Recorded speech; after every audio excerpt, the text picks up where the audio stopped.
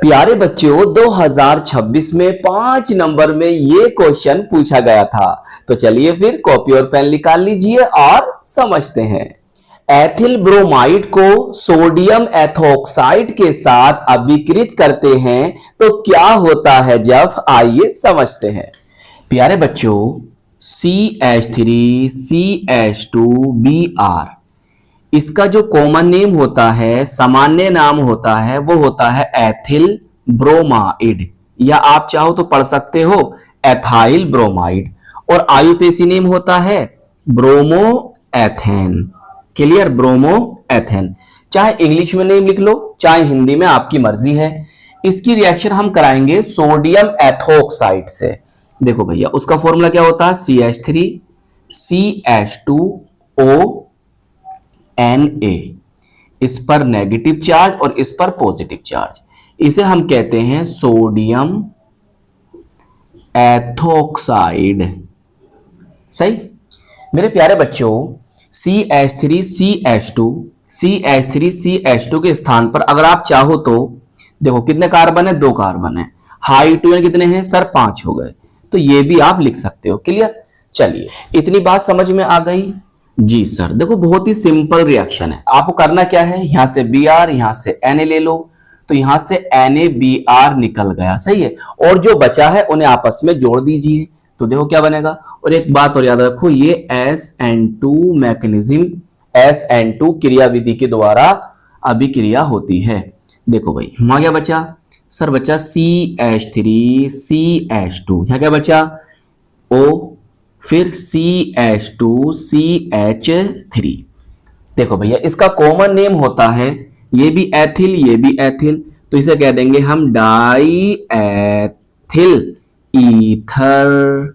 और आयुपेसी नेम वो भी चलो मैं लिख देता हूं, वो होता है प्यारे बच्चों एथॉक्सी एथेन, इसका आयुपेसी नेम होता है। ये एक नेम रिएक्शन है जिसे हम विलियमसन सिंथेसिस, विलियमसन संश्लेषण के नाम से जानते हैं। चलिए नोट कर लीजिए। फिनोल को कंसंट्रेट HNO3 के साथ कंसंट्रेट H2SO4 की उपस्थिति में गर्म करते हैं तो क्या होता है जब, आइए समझते हैं। तो प्यारे बच्चों इस तरह से आप बनाएंगे बेंजीन रिंग, ऐसे ऐसे ऐसे। Clear, double bond single bond, double bond single bond, double bond. चाहो तो विस्थापनी इलेक्ट्रॉन, डीलोकलाइज इलेक्ट्रॉन आप रिंग के रूप में भी दिखा सकते हैं। और यहां पर लगा दो OH, इसे हम कहते हैं फिनोल। सही, हम फिनोल को कार्बोलिक एसिड के नाम से भी जानते हैं, हम इसको बेंजीनोल भी कह सकते हैं, और हम इसको हाइड्रोक्सी बेंजीन के नाम से भी जानते हैं। तो हमें इसकी रिएक्शन करानी है प्यारे बच्चों, कंसंट्रेट बोले तो सांद्र HNO3 बोले तो नाइट्रिक अम्ल, कंसंट्रेट सांद्र H2SO4 सल्फ्यूरिक अम्ल की यहां पर उपस्थिति रखनी है। अब देखो प्यारे बच्चों ये बन गया आपका नाइट्रेटिंग मिक्सचर। तो यहां से क्या बनेगा, यहां से बनता है प्यारे बच्चों nitronium ion NO2 positive. Clear, जो एक इलेक्ट्रॉन रागी है, या कह दो इलेक्ट्रॉन स्नेही अभिकर्मक है, इलेक्ट्रोफिलिक रिजेंट है। ये क्या चाहता है, इलेक्ट्रॉन को चाहता है, ये वहीं जाकर अटैक करेगा जहां पर इलेक्ट्रॉन की अधिकता होगी। अच्छा भाई अब देखो यहां पर देखोगे आप तो ऑक्सीजन पर ये लॉन पेयर ऑफ इलेक्ट्रॉन है, और यहां पर +M इफेक्ट के कारण ये इलेक्ट्रॉन जो होंगे प्यारे बच्चों बेंजीन रिंग की तरफ आएंगे, जिससे ऑर्थो और पैरा पोजीशन पर इलेक्ट्रॉन डेंसिटी, इलेक्ट्रॉन घनत्व बढ़ जाएगा। तो बस ये यहां पर आ जाएगा। तो देखो क्या बनेगा। अभी मैं इसमें कुछ और बातें भी आपको समझाऊंगा। वैसे मैं आपको ये रिएक्शन करा चुका हूं पहले भी। तो प्यारे बच्चों ये आया आपका NO2, और यहां भी आया इस तरह से, क्योंकि N जुड़ेगा ना इससे, तो मैंने इससे इस तरह से लिख के दिखाया है कि देखो यहां पर N जुड़ रहा है। सही, और ये इसे हम कहते हैं पिक्रिक एसिड, पिक्रिक अम्ल। और इसका नेम अगर लिखना चाहो 1 2 3 4 5 6, तो 2 4 6 ट्राई नाइट्रो फिनोल। क्लियर, इस तरह से बनेगा। तो प्यारे बच्चों ये रिएक्शन पता होती कैसे है, पहले ना इस रिएक्शन में सल्फोनीकरण होता है, सल्फोनेशन होता है, उसके बाद नाइट्रीकरण, नाइट्रेशन होता है। चलिए मैं आपको ऐसे भी लिख के दिखा दूं, कभी आपको किसी बुक्स में मिले ऐसे तो कहो सर आपने गलत करा दिया। देखो भैया, पहले कराओगे आप इसका सल्फोनीकरण, सल्फोनेशन, सही है। क्यों कराते हैं ये मैं आपको बता चुका हूं, आप ना सर्च कर लेना पिक्रिक एसिड के बारे में, तो मेरी वीडियो आपको मिल जाएगी वहां पर। Double bond single bond, double bond single bond, double bond, और यहाँ पर आ गया आपका फिनोल, और ये आ जाता है SO3H। यहाँ से क्या बनेगा, यहाँ से ना प्यारे बच्चों ये अलग ग्रुप बनता है, सही है। तो ये ऑर्थो और पैरा पर ही तो आएगा, क्योंकि यहाँ पर इलेक्ट्रॉन डेंसिटी क्या ज्यादा है, और ये आ गया यहाँ पर SO3H। तो ये बन जाता है प्यारे बच्चों फिनोल 2,4 डाइसल्फोनिक एसिड। चलिए, और इसके बाद आप क्या करोगे इसके बाद प्यारे बच्चों यहां पर कर देते हैं इसका हम नाइट्रीकरण, सांद्र HNO3 ले लेंगे, तो फिर आपको तैयार हो जाएगी पिक्रिक एसिड। चलिए नोट कर लीजिए, मिथॉक्सी बेंजीन को एसिटिल क्लोराइड के साथ निर्जल AlCl3 की उपस्थिति में गर्म करते हैं तो क्या होता है जब, आइए समझते हैं। तो प्यारे बच्चों इस तरह से आप बनाएंगे बेंजीन, ऐसे ऐसे ऐसे ऐसे, सही है। विस्थापनी इलेक्ट्रॉन, डीलोकलाइज इलेक्ट्रॉन हमने ऐसे दिखा दिए, चाहे double bond single bond, double bond single bond, double bond करके भी दिखा सकते हो, जैसे मैंने आपको समझाया है। और मेरे प्यारे बच्चों यहां पर OCH3 लगा दीजिए। देखो इसे हम कहते हैं मिथॉक्सी, और ये कौन, बेंजीन या मेथॉक्सी, जैसा आप पढ़ना चाहें, बेंजीन। और प्यारे बच्चों याद रखो इसका फेमस नेम, इसे हम एनिसोल भी कहते हैं, ये भी याद रखना। और प्यारे बच्चों हम इसको मैथिल और ये फेनिल या फिनाइल जैसा आप पढ़ते हैं, और इसके लिए ईथर, तो मैथिल फेनिल ईथर या मिथाइल फिनाइल ईथर भी आप पढ़ सकते हो इसको, सही, ये भी नाम इसके याद रखना। अब देखो हम इसकी रिएक्शन कराएंगे प्यारे बच्चों किससे, CH3COCl से। इसका नेम होता है एसिटिल क्लोराइड या एसिटाइल क्लोराइड, जैसा आप पढ़ना चाहें। और IUPAC नेम होता है इसका एथेनॉइल क्लोराइड। क्लियर, दोनों नाम याद रहेंगे। और हमें उसने उपस्थिति रखी है एनहाइड्रस बोले तो निर्जल, एनहाइड्रस AlCl3 की उपस्थिति है। होना क्या है उसे समझिए मेरे प्यारे बच्चों, यहां पर भी लोन पेयर ऑफ इलेक्ट्रॉन है, ये भी +M इफेक्ट शो करेगा और इलेक्ट्रॉन रिंग की तरफ आएंगे तो ऑर्थो और पैरा पोजीशन पर इलेक्ट्रॉन डेंसिटी बढ़ जाएगी। इसे समझिए प्यारे बच्चों, CH3C डबल बॉन्ड OCl, मैं ऐसे लिख सकता हूं, जब आप ये बॉन्ड यहां से टूटेगा तो इस पर पॉजिटिव और इस पर नेगेटिव साइन आ जाएगा, तो बस पॉजिटिव वाले इसकी ऑर्थो पर और पैरा पर चले जाएंगे, और यहां से H निकलेगा और यहां से Cl लेगा तो यहां से HCl भी निकल जाएगा। लिखना चाहो तो लिख सकते हो, नहीं तो डायरेक्टली प्रोडक्ट लिखो। देखो भैया बहुत ही आसान रिएक्शन है, और ये भी एक नेम रिएक्शन है, इसका नेम बताएंगे। देखो चाहे ऐसे जोड़ दो या ऐसे जोड़ दो भैया, COCH3 नेम अभी बताऊंगा मैं आपको। एक बार पैरा पर जोड़ दो, एक बार पैरा पर जोड़ दीजिएगा, बताओ कितनी आसान रिएक्शन हो गई। ये CH3 और ये COCH3, बताओ इतनी बात समझ में आ रही है। देखो प्यारे बच्चों इसे देखो, केवल इतना, इसे छोड़ दो, इसे देखो ये कौन है, ये तो सर एसिटोफिनॉन है, तो बस नंबरिंग कर लो 1 और 2, तो इसका नेम हो जाएगा 2 मेथॉक्सी एसीटोफिनोन।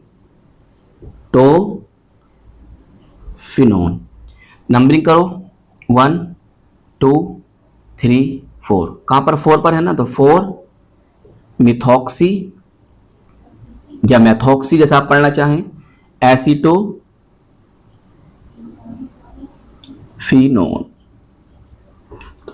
ए छोटा बनाओ, एसिटोफिनोन, सही। ऑर्थोमेथॉक्सी एसिटोफिनोन, पैरामेथॉक्सी एसिटोफिनोन भी बोल सकते हो। देखो ये ग्रुप बड़े बड़े हैं, पास पास हैं, तो यहां पर तो प्रतिकर्षण होगा ज्यादा, तो ये मेन प्रोडक्ट नहीं होगा, ये बनेगा कम मात्रा में, अल्प मात्रा में, इंग्लिश में लिख सकते हो माइनर। ये बनेगा अधिक मात्रा में, तो इंग्लिश में लिख सकते हो मेजर। ये जो है मुख्य उत्पाद है, क्यों? ये बड़े बड़े ग्रुप दूर हैं, तो यहां प्रतिकर्षण बल कम है, इसीलिए ये अधिक मात्रा में प्राप्त होगा, यही आपका मेन प्रोडक्ट होगा, तो मैंने लिख दिया मेजर। सही है, या हिंदी में लिख सकते हो अल्प और इसे लिख सकते हो मुख्य उत्पाद। फिनोल को क्लोरोफॉर्म के साथ जलीय NaOH की उपस्थिति में अभिकृत करते हैं तो क्या होता है जब, आइए समझते हैं। तो प्यारे बच्चों, इस तरह से आप बनाएंगे बेंजीन रिंग, ऐसे ऐसे ऐसे, सही है, और ये होता है फिनोल। क्लियर? ये कौन होता है? फिनोल होता है। अब देखो हमें इसकी रिएक्शन किससे करनी है? हमें इसकी रिएक्शन करनी है क्लोरोफॉर्म से, CHCl3 क्लोरोफॉर्म होता है ये, इसे हम ट्राइक्लोरोमेथेन या ट्राइक्लोरोमीथेन भी बोल सकते हैं। और साथ में हमें लेना है सोडियम हाइड्रोक्साइड, कैसा? जलीय, जलीय बोले तो एक्वस, AQ। क्लियर? अब देखो NCERT के अकॉर्डिंग होगा क्या, पहले यहां पर ना एक मध्यवर्ती इंटरमीडिएट बनेगा, कैसे बनाना है वो मैं आपको समझा रहा हूं। देखो इस तरह से याद रखना है इस रिएक्शन को, पहले बेंजीन रिंग बना लो, सही, डबल बॉन्ड, चलो रिंग दिखा रहा हूं, रिंग दिखा दो, ऐसे कर। देखो भाई, इससे याद रखो, यहां से और इससे। क्लियर? जब भी आपने देखा होगा कि फिनोल ने NaOH से रिएक्शन करी है तो हुआ क्या है भाई, यहां से H ले लो, यहां से OH ले लो, H2 निकाल दो, तो यहां क्या बचेगा? O, और यहां बचा Na, इसे जोड़ दो, ये नेगेटिव और ये पॉजिटिव, बन गया सोडियम फिनोक्साइड। अब देखो होगा क्या, अब तुम जानते हो ऑर्थो और पैरा पोजीशन पर इलेक्ट्रॉन डेंसिटी, इलेक्ट्रॉन घनत्व ज्यादा होगा, तो ये इस पर आएगा, इसकी ऑर्थो पर, तो यहां से एक H निकलेगा और यहां से Cl, तो यहां से H और यहां से Cl को कम कर दो, तो बचा क्या? देखो यहां पर CH और Cl2, ये बचा। तो ये जो बना है प्यारे बच्चों, ये होता है एक इंटरमीडिएट मध्यवर्ती।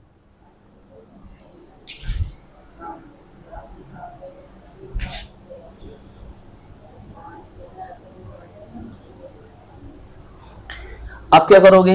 देखिए अब फिर आप यहां पर NaOH ले लोगे, NaOH, सही है, NaCl, फिर एक और NaCl, तो यहां पर ना CH, ऐसे याद रखो, इस तरह से बनेगी स्ट्रक्चर। अब एक ही कार्बन पर अगर दो OH हो तो वो क्या होते हैं? अनस्टेबल होते हैं, अस्थायी होते हैं, तो यहां से H2 निकाल दोगे, तो बताओ क्या बचा? ऐसे ऐसे ऐसे, इसके साथ कुछ मत करो, इसे ऐसे रहने दो, तो यहां पर CHO बन जाएगा। बताओ इतनी बात समझ में आ रही है, नहीं आ रही है? फिर आगे चलेंगे।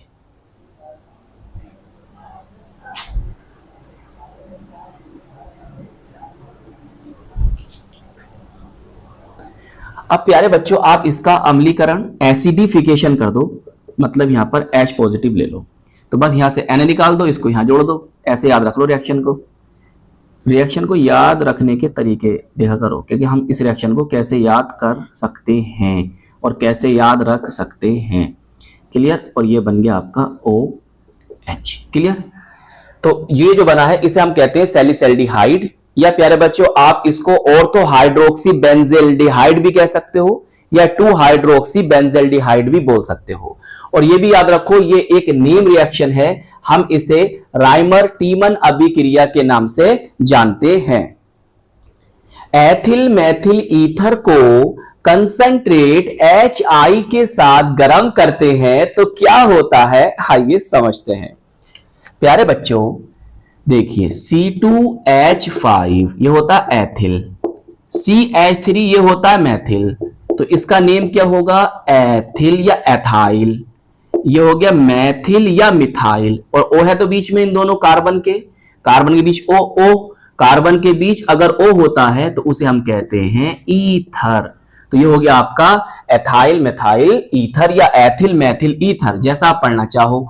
और आईयूपीएसी नेम क्या होगा? ये इसके साथ जोड़ दो, मेथॉक्सी एथेन। सही है, चाहे इंग्लिश में नाम लिखो या हिंदी में, आपकी मर्जी है।